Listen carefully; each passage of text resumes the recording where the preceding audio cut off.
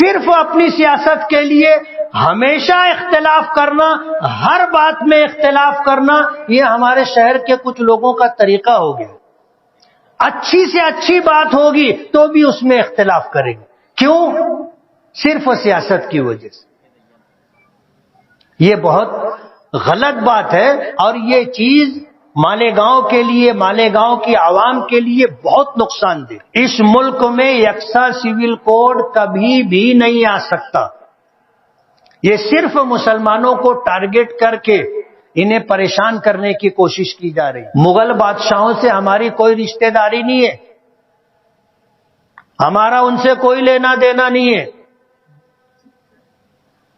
آج ان کی تصویروں کو لے کر کے جس طرح کے حالات پیدا کیے جا رہے ہیں، ہمیں ان سے کوئی مذہبی طور پر عقیدت نہیں ہے۔ الرحمن الرحیم، نحمده ونصلی علی رسولہ الکریم، اما بعد، فاعوذ باللہ من الشیطان الرجیم، بسم اللہ الرحمن الرحیم، قل ان صلاتی ونسکی ومحیای ومماتی للہ رب العالمین لا شریک لہ وبذالک امرت وانا اول المسلمین۔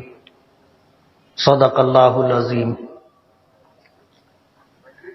بزرگان محترم اور عزیز دوستو، عید الاضحیٰ کا موقع ہے۔ 29 جون 2023، 10 ذی الحجہ، عید الاضحیٰ کی نماز ادا کرنے کے لیے ہم لوگ شہر مالیگاؤں کی سب سے بڑی عیدگاہ پر جمع ہوئے۔ یہ وہ موقع ہے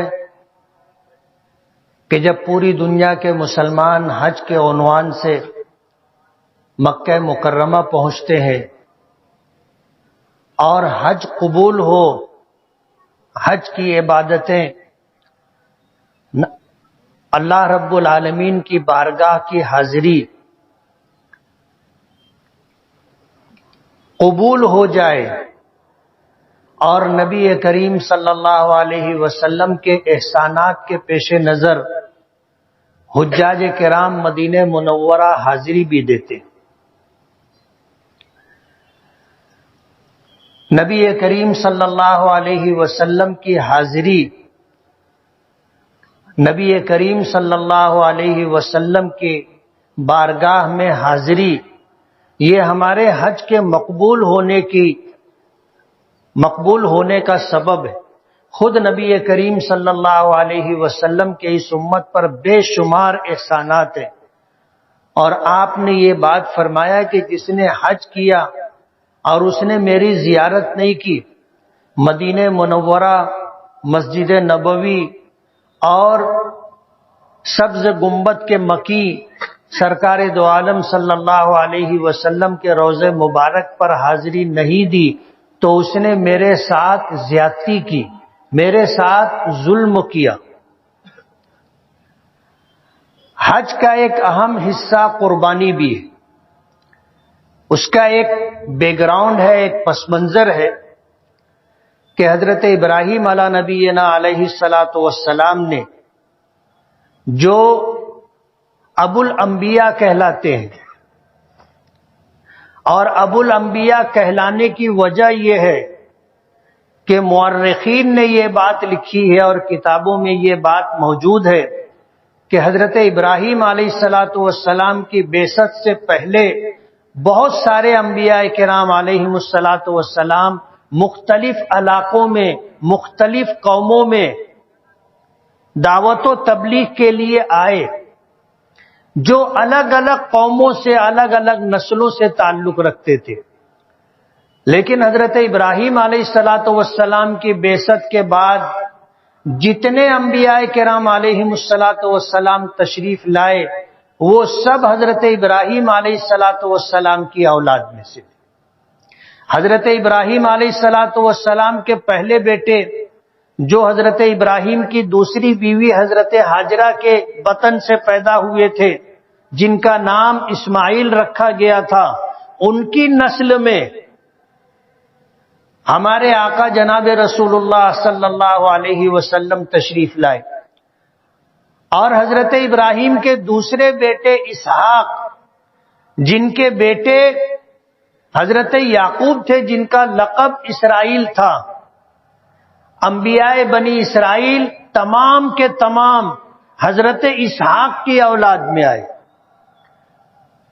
علماء نے لکھا ہے کہ ان کی تعداد 10,000 سے زائد ہے۔ قربانی کا جو واقعہ عید الاضحیٰ سے متعلق ہے، جو حج کا ایک جز ہے، اللہ نے اس عبادت کو اتنا پسند فرمایا کہ حج کے عنوان سے جو وہاں پہنچے گا اسے قربانی کرنی ہے، اور پوری دنیا میں جہاں جہاں مسلمان بستے ہیں ان میں جو صاحب نصاب ہوں گے، یعنی جن پر زکوٰۃ فرض ہوگی، ان پر قربانی بھی واجب ہوگی، اور الحمدللہ پوری دنیا میں قربانی کی جاتی ہے۔ اور قربانی کا ایک خاص مقصد ہے، اور وہ خاص مقصد حضرت ابراہیم علیہ السلام کی زندگی اور ان کی سیرت سے وابستہ ہے۔ حضرت ابراہیم علیہ السلام کی پوری زندگی اگر آپ دیکھو گے تو بچپن سے لے کر کے اللہ کی بارگاہ میں جانے تک جن جن مقامات پر اور جن جن چیزوں کے خلاف انہوں نے برسر پیکار رہ کر کے قربانیاں دی ہیں، وہ تاریخ کا ایک حصہ ہے، شریعتوں کا ایک حصہ ہے، مذہبوں کا ایک حصہ ہے۔ آپ دیکھو گے قربانی تمام قوموں میں پائی جاتی، صرف مسلمان ہی اللہ کو خوش کرنے کے لیے قربانی دیتے ہوں ایسا نہیں ہے۔ آپ کو عیسائیوں میں بھی قربانی ملے گی، یہودیوں میں بھی قربانی ملے گی، بدھ مت کے ماننے والے لوگوں میں بھی قربانی ملے گی، اور دوسری قومیں جن کے پاس مذہب ہے یا نہیں ہے ان کے یہاں بھی قربانیاں موجود ہیں۔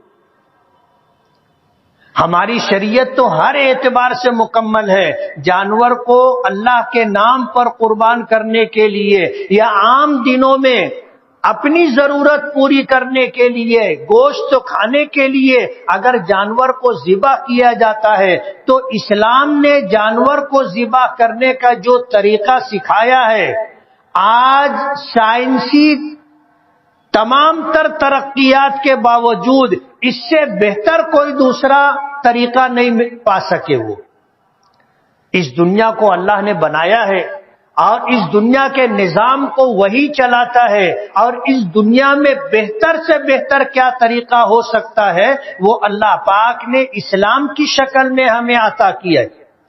اللہ کا بے پناہ احسان ہے کہ اللہ نے ہمیں جو مذہب عطا کیا ہے، جو دین و شریعت اللہ نے ہمیں دی ہے، یہ پوری دنیا میں تمام مذاہب میں سب سے زیادہ بہتر، سب سے زیادہ پسندیدہ، صرف انسانوں ہی میں نہیں بلکہ اللہ کے نزدیک بھی اگر کوئی پسندیدہ دین ہے تو وہ دین اسلام ہے۔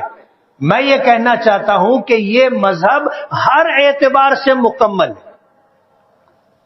زندگی کا کوئی بھی شعبہ ہو، انسانی زندگی کا کوئی بھی حصہ ہو، اگر وہ یہ چاہے کہ میں اپنے پروردگار کو راضی کرنے کے لیے ایسا کوئی طریقہ اختیار کروں جو آسان بھی ہو اور اللہ کے نزدیک پسندیدہ بھی ہو، تو وہ طریقہ آپ کو اسلام میں ہی ملے گا اور ہر موڑ پر ملے گا۔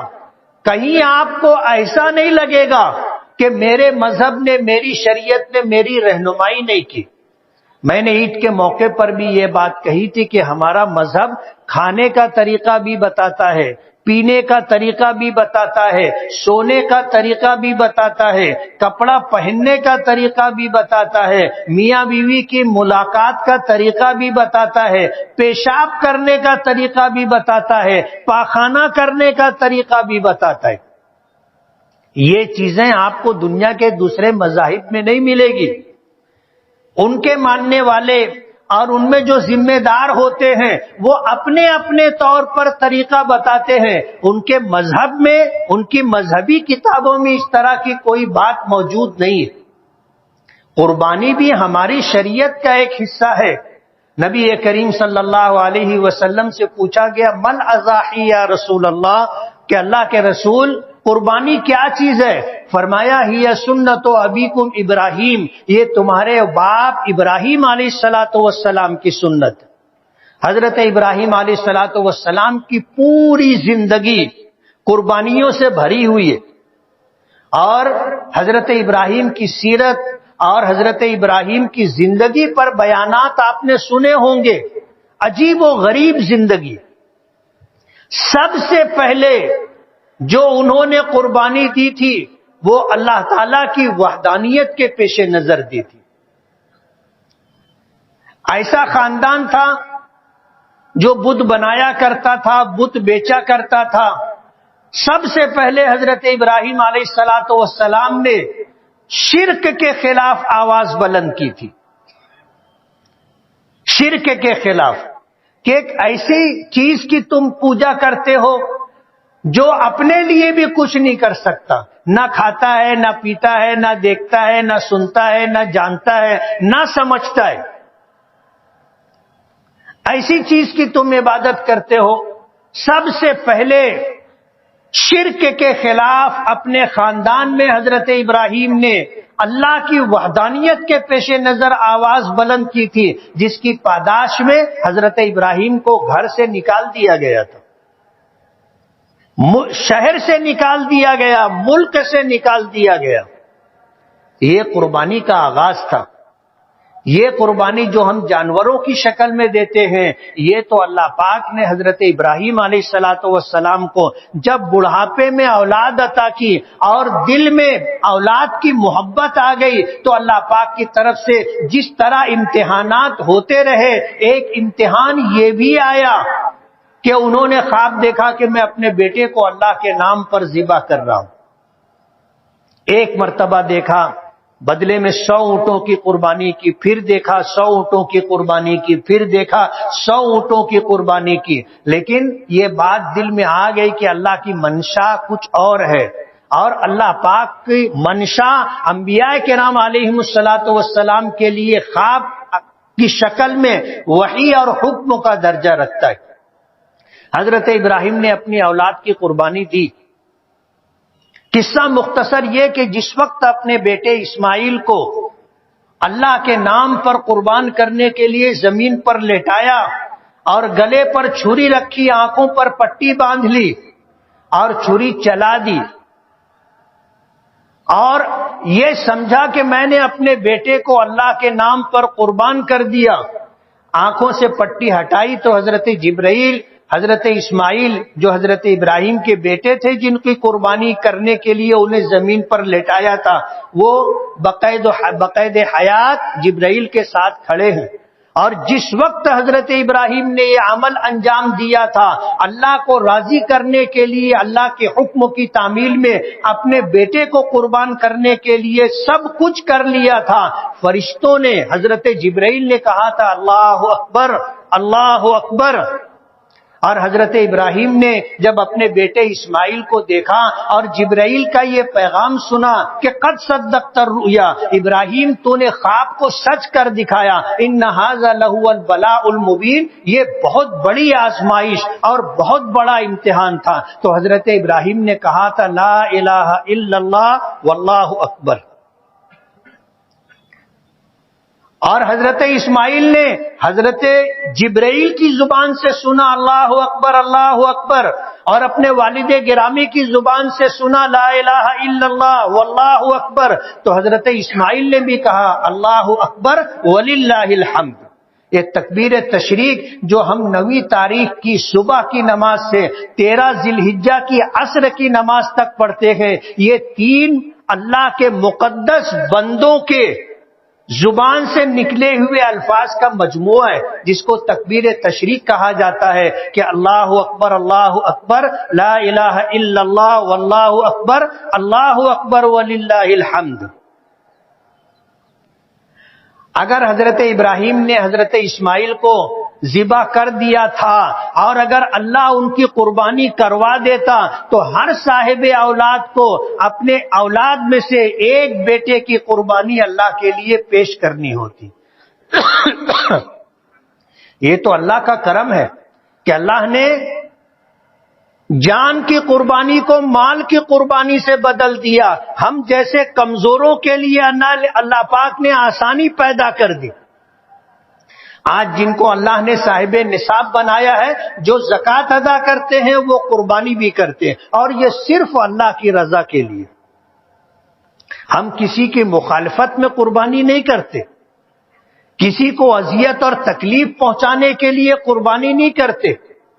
ہم تو اپنے رب کو راضی کرنے کے لیے قربانی کرتے ہیں. کتنے لوگ ہیں جو جانور کو باقاعدہ پالتے ہیں اور اپنی اولاد کی طرح ان سے محبت ہو جاتی ہے، اور پھر بقرعید کے موقع پر ان جانوروں کو ذبح کرتے ہیں تو گھر میں ایسا ماحول ہوتا ہے جیسے گھر میں میت ہو گئی، اور گھر کے لوگ اس جانور کے گوشت کو کھانے کی ہمت اپنے اندر نہیں رکھتے، سارا گوشت تقسیم کر دیا جاتا ہے.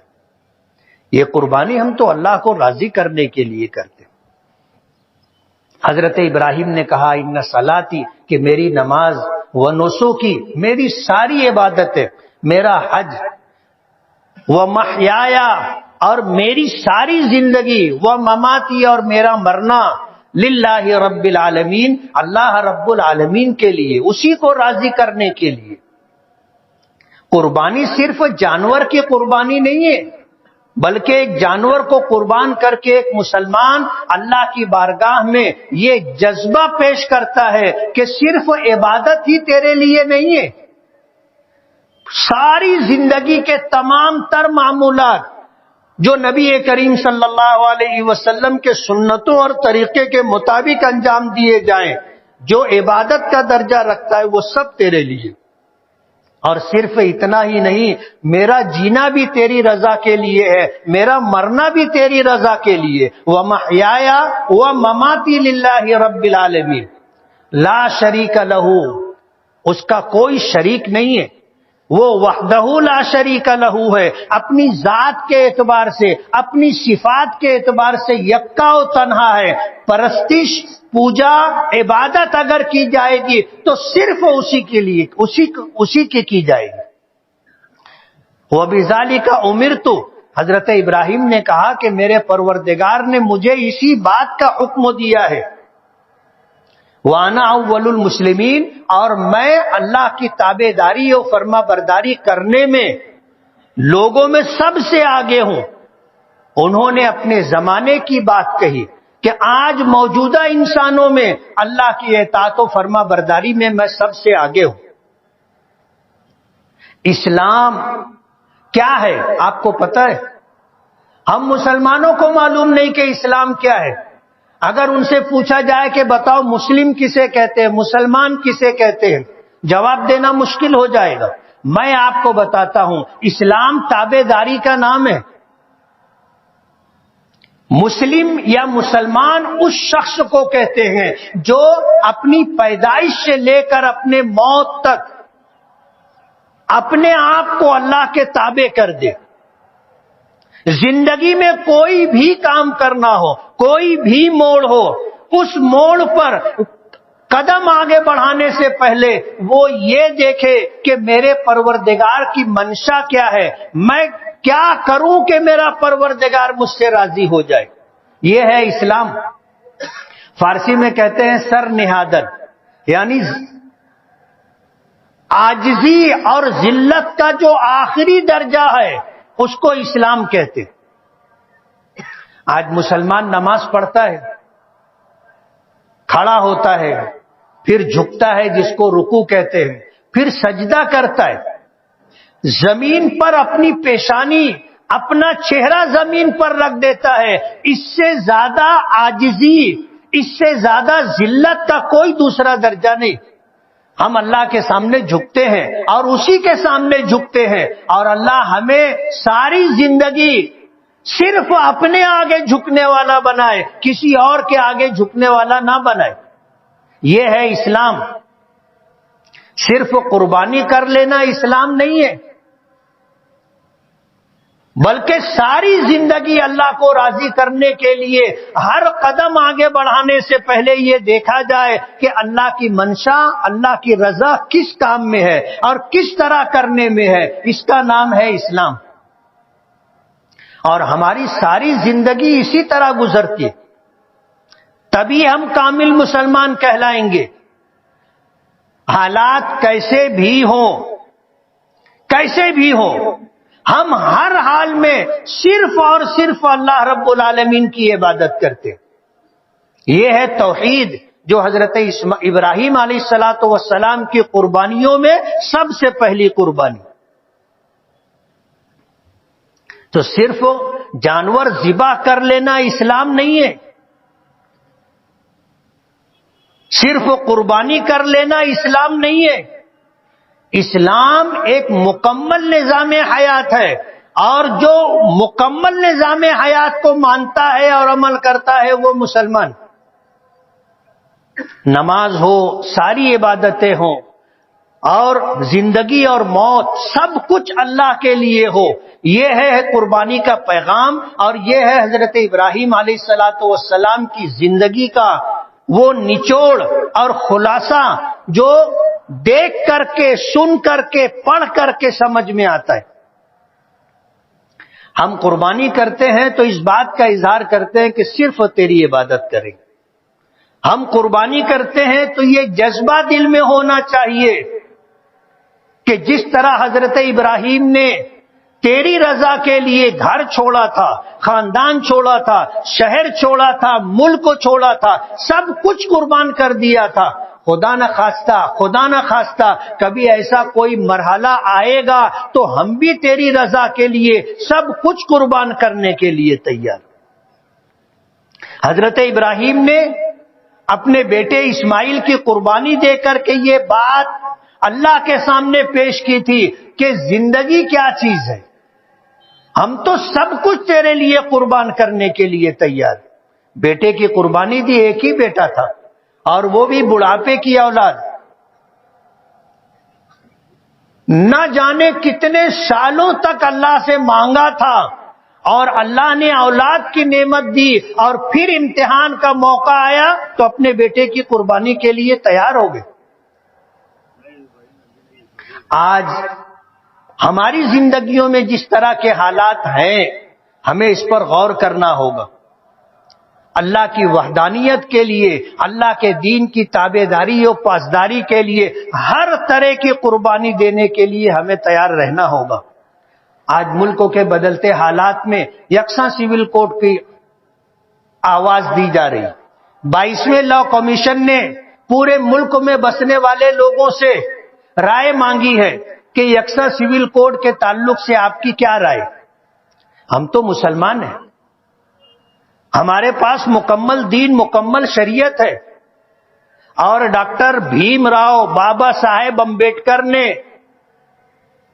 اس ٹیم کی قیادت کرتے ہوئے، جس میں جمعیت علماء کے ذمہ داران بھی شامل تھے، پورے ملک سے 222 یا کتنے افراد اس کمیٹی میں تھے جنہوں نے اس ملک کو سنویدھان دیا ہے، دستور دیا ہے، آئین دیا ہے.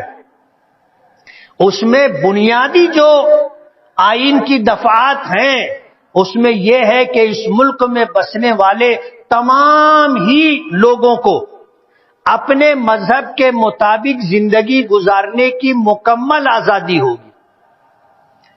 وہ پوجا پاٹ بھی کریں گے، نماز بھی پڑھیں گے، اور اس کی دعوت و تبلیغ بھی کریں گے.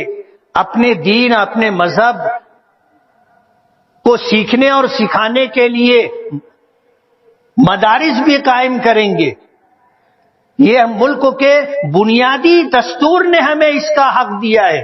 کچھ رہنمایانہ خطوط تھے، اس میں ایک یہ بھی ہے کہ یکساں سول کوڈ اگر ممکن ہوگا تو اس کا نفاذ کیا جائے، اور ہم ایسا مانتے ہیں کہ ممکن نہیں ہے. آج صرف مسلمانوں کو ٹارگٹ کیا جا رہا ہے. کبھی کبھی تو میں یہ سوچتا ہوں کہ یہ لڑائی ہمیں نہیں لڑنی چاہیے. یہ لڑائی لڑنے کے لیے پورا ہندوستان ہے. جین سماج کے لوگ نہیں مانیں گے, بدھ مت سماج کے لوگ نہیں مانیں گے, سردار لوگ نہیں مانیں گے, لنگائت سماج کے لوگ نہیں مانیں گے. اس ملک میں 839 پرسنل لا ہے. کتنے؟ زور سے بولو نا. 839. صرف مسلم پرسنل لا نہیں ہے, بلکہ 839 پرسنل لا ہے. ظاہر بات ہے, جیسے ہم اپنے مذہب سے ایک قدم پیچھے ہٹنے کے لیے تیار نہیں ہیں تو دوسرے لوگ بھی تیار نہیں. لیکن ٹارگٹ صرف مسلمانوں کو کیا جاتا ہے. میری ذاتی رائے ہے, ضروری نہیں ہے کہ سب میری رائے سے اتفاق کریں. میں یہ چاہوں گا کہ یہ لڑائی دوسروں کو لڑنے دیں, دوسروں کو لڑنے دیں, اور وہ ہم سے اچھے طریقے سے لڑ لیں گے. یہ لڑائی دوسری قومیں ہم سے بہتر طریقے سے لڑ لیں گی, اس لیے ان کو لڑنے کا پورا موقع دیا جائے. آج دیکھو آواز ادھر ادھر سے اٹھنے لگی ہے. 22ویں لا کمیشن نے جب رائے مانگی تو تمل ناڈو کے جو ہے سی ایم نے کہا کہ دلتوں کو اپنے مندروں میں پہلے آنے کی اجازت تو دو. یکساں سول کوڈ کا مطلب کیا ہے؟ سب برابر, سب کو ایک جیسا حق حاصل ہوگا. آپ اپنے مندروں میں دلت سماج کے لوگوں کو آنے کی اجازت نہیں دیتے, تو پہلے آپ تو تھوڑا دل بڑا کرو اور دروازہ تھوڑا سا بڑا بناؤ کہ آپ کے مندروں میں بھی دلت سماج کے لوگ آنے لگ جائیں. ظاہر بات ہے یہ بات وہ کبھی بھی نہیں مانیں گے, کبھی بھی نہیں مانیں گے. وہ تو اپنے کنووں سے ان کو پانی بھی نہیں پینے دیتے. اور آپ دیکھو گے اس ملک میں کتنے ایسے مقامات ہیں جہاں پر دلت سماج کے لوگ جا بھی نہیں سکتے. ہمیں تو ناپاک مانا جاتا ہے نا, دلتوں کو بھی پلیت سمجھا جاتا ہے. تو ہماری بات نہیں, ہم تو یہ کہہ رہے ہیں کہ یہ لڑائی یکساں سول کوڈ کی, یو سی سی کی لڑائی ہم چھوڑ دیں. یہ میدان دوسری قومیں ہیں, دوسری برادریاں ہیں, وہ اچھی طریقے سے یہ لڑائی لڑ لیں گے اور لڑیں گے انشاءاللہ. اس لیے ضرب صرف ہم پر پڑے گی, نقصان صرف ہمارا ہوگا, ایسا نہیں ہے. اس ملک میں 839 پرسنل لا ہے, ان میں سے ایک ہمارا مسلم پرسنل لا ہے. ایک کو نکال دیں تو بچیں گے کتنے؟ 838 پرسنل لا ہیں. وہ لوگ بھی ایک قدم پیچھے ہٹنے کے لیے تیار نہیں ہوں گے. تو یہ دیوانے کا خواب ہے جو آج اس ملک میں دیوانے لوگ دیکھ رہے ہیں, جو ہونے والا نہیں. یہ خواب کبھی شرمندہ تعبیر نہیں ہوگا. اس لیے ہمیں فکر ہے, اس لیے کہ ہمارے پاس مکمل دین و شریعت ہے, لیکن اطمینان رکھیں اس ملک میں یکساں سول کوڈ کبھی بھی نہیں آ سکتا. یہ صرف مسلمانوں کو ٹارگٹ کر کے انہیں پریشان کرنے کی کوشش کی جا رہی. آپ دیکھ لو موب لنچنگ کے نام پر کس کو مارا جاتا ہے؟ مسلمانوں کو. اتر کاشی میں مسلمانوں کو دکانیں ختم کرو, کاروبار ختم کرو. ہماچل سے مسلمانوں کو بھگانے کی بات کی جا رہی ہے, 1 مہینے کا موقع دیا گیا. یہ صرف ہمارے خلاف. ہم اگر اس معاملے میں تھوڑا سوجھ بوجھ کے ساتھ اپنے اکابرین اور بزرگوں کے بتائے ہوئے پروگرام کے مطابق چلیں گے تو انشاءاللہ ہمیں کم سے کم نقصان ہوگا. اور یہ لڑائی لڑنے والے بہت سارے لوگ ہیں. پرسنل اللہ سب کا ہے نا, صرف مسلم پرسنل اللہ ہے ایسا نہیں ہے. اس لیے ہمیں اس میں پریشان ہونے کی ضرورت نہیں. لیکن بیدار رہنا ہوگا، جاگرت رہنا ہوگا، اور اپنے اکابرین اور بزرگوں کے بتائے ہوئے طریقے پر ہمیں آگے بڑھنا ہوگا۔ آج اس ملک میں نفرت کا ماحول پیدا کیا جا رہا ہے، انگریزوں کا طریقہ کار کے لڑاؤ بانٹو، نفرت اور دشمنیاں پیدا کرو اور حکومت کرو۔ آج ملک میں وہی سب کچھ کیا جا رہا ہے، نفرت کا ماحول پیدا کیا جا رہا ہے، فرقہ وارانہ ماحول پیدا کیا جا رہا ہے، اور صرف مسلمانوں کو ٹارگٹ کیا جا رہا ہے۔ آپ کو مایوس ہونے کی ضرورت نہیں ہے، اس سے برے برے حالات تاریخ اٹھا کر کے آپ دیکھو گے تو آئے اور چلے گئے۔ اس ملک میں آپ اگر دیکھو گے تو دو شخصیتوں کا ہندوستان کے مسلمانوں پر بہت بڑا احسان، ایک حضرت مجدد الفسانی رحمت اللہ علیہ، کہ جب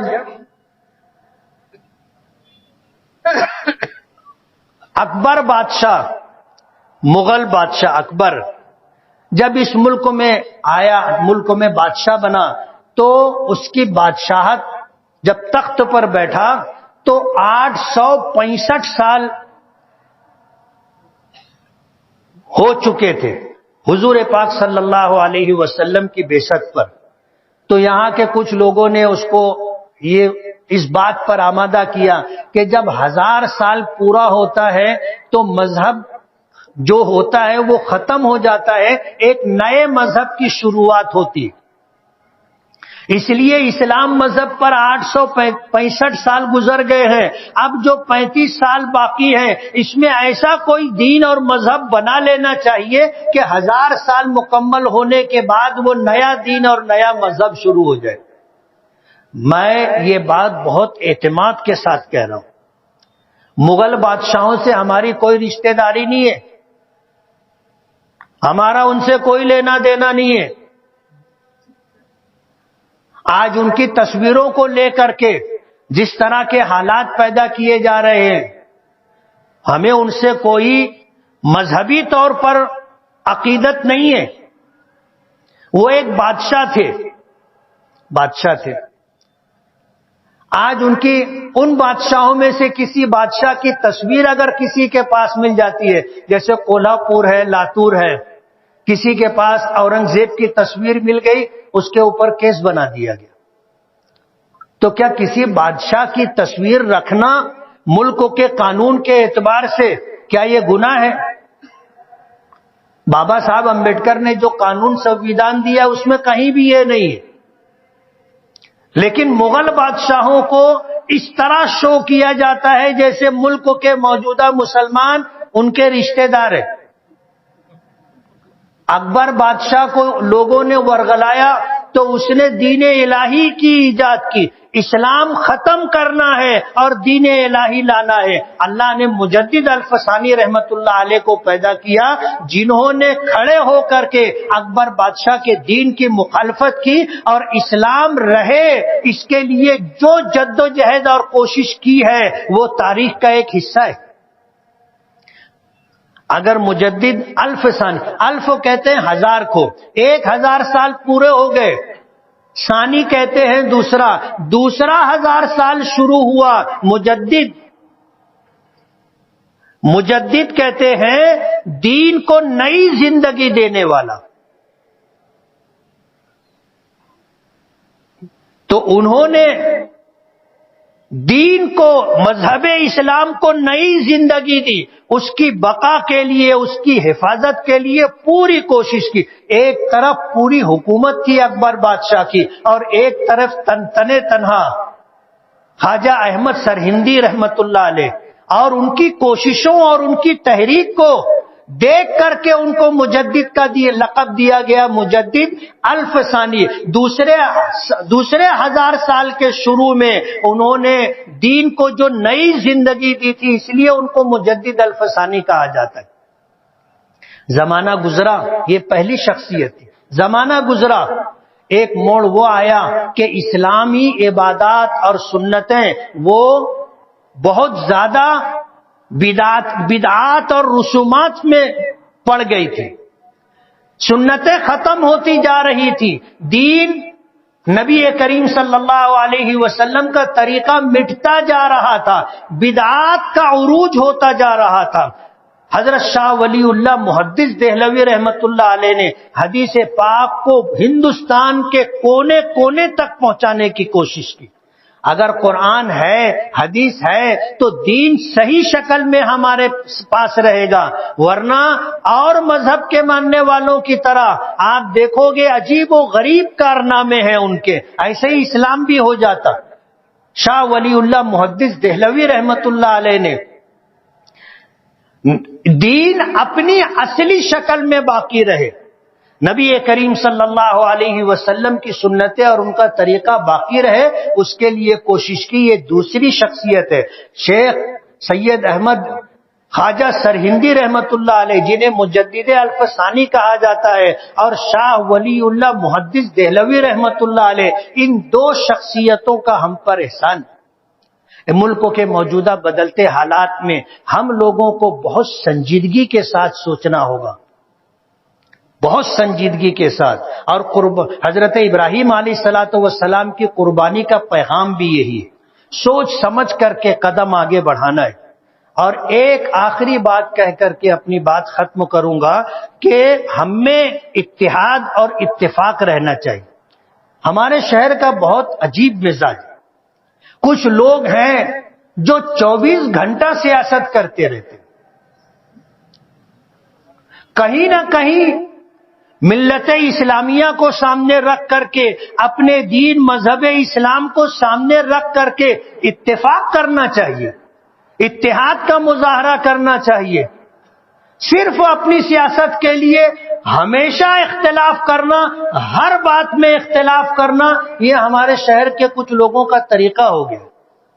اچھی سے اچھی بات ہوگی تو بھی اس میں اختلاف کریں گے، کیوں؟ صرف سیاست کی وجہ سے۔ یہ بہت غلط بات ہے، اور یہ چیز مالیگاؤں کے لیے، مالیگاؤں کی عوام کے لیے بہت نقصان دہ۔